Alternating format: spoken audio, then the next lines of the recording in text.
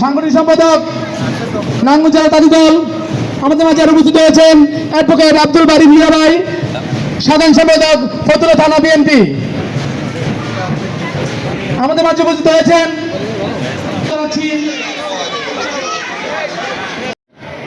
কিন্তু আপনি যদি অনিরাপদ থাকেন, আপনার জীবন মান, আপনার জান মাল, আপনার সন্তানের ভবিষ্যৎ যদি অনিরাপদ হয়, তাহলে সেই এলাকা বসবাসের অনুপযোগী হয়ে যায়। কোনো এলাকায় যদি মাদক সমস্যা প্রকট আকার ধারণ করে, তো সেই এলাকা ছেড়ে ওই এলাকার গণ্যমান্য ব্যক্তিবর্গ, শিক্ষিত ব্যক্তিবর্গ এবং সুশীল শ্রেণীর মানুষ ওই এলাকা থেকে ছেড়ে চলে যায়। সুতরাং আপনাদের এলাকাকে বাসযোগ্য রাখার জন্য, আপনাদের এলাকাকে নিরাপদ রাখার জন্য, আপনাদের এলাকার, আপনাদের যে অনাগত, আপনাদের যে ভবিষ্যৎ সম্পদ,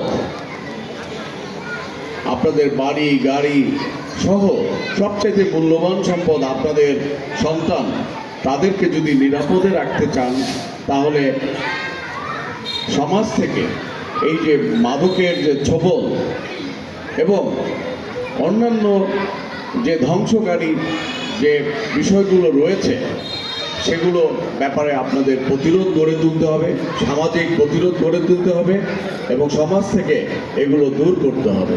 সেজন্য ঐক্যবদ্ধ সামাজিক প্রতিরোধ খুব বেশি প্রয়োজন।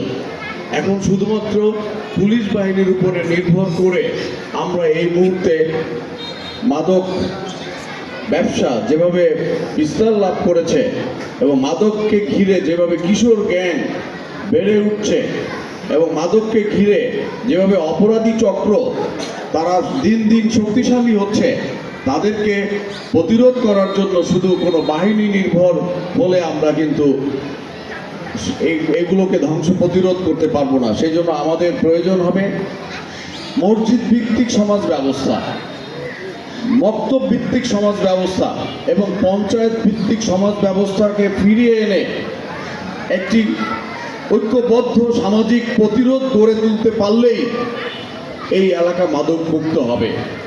তারপরে আমরা আইন শৃঙ্খলা রক্ষাকারী বাহিনীর এখানে কয়েকজন সদস্যকে আমি দেখেছি, ওনারাও হয়তো আশেপাশে রয়েছেন। আমি তাদের, আপনাদের ভোট পাই নাই সেটা আমরা মনে রাখবো না।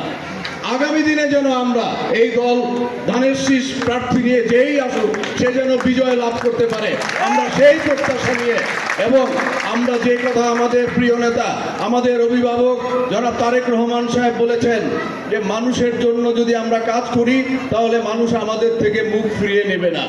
আমরা তার এই কথার উপরে ভরসা রেখে আমরা মানুষের জন্য কাজ করে যাব।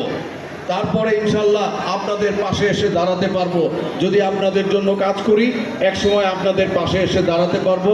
আমরা ধানের শীষের পক্ষে আমরা ভোট চাইতে পারবো। কিন্তু এখন যারা এইখান থেকে বিজয়ী হয়েছেন তারা কি করবেন আমি জানি না, এখনই বলার সময় হয় নাই, মাত্র 3 মাস হয়েছে। সময় হলে আপনারাই দেখবেন যে এই যে যারা পাশ করেছেন তারা কি কাজ করতে পারবেন।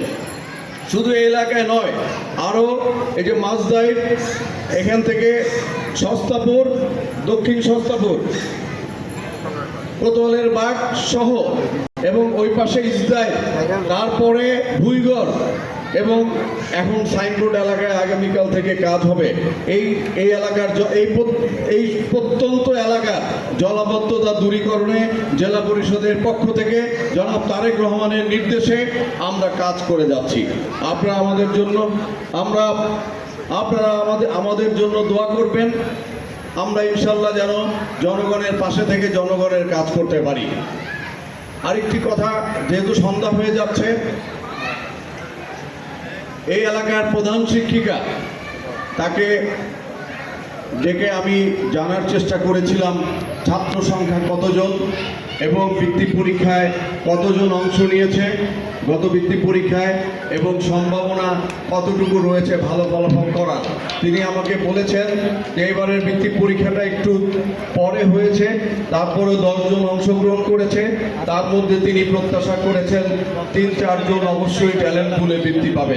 আমি আশ্বস্ত করতে চাই যারা ট্যালেন্ট পুলে বৃত্তি পাবে তাদেরকে জেলা পরিষদ থেকে অবশ্যই মেধাবৃত্তি হিসাবে তাদেরকে পুরস্কৃত করা হবে। এবং আমি আরও জানার চেষ্টা করেছিলাম যে আপনার ক্লাস 5-এ কতজন ছাত্রছাত্রী রয়েছেন।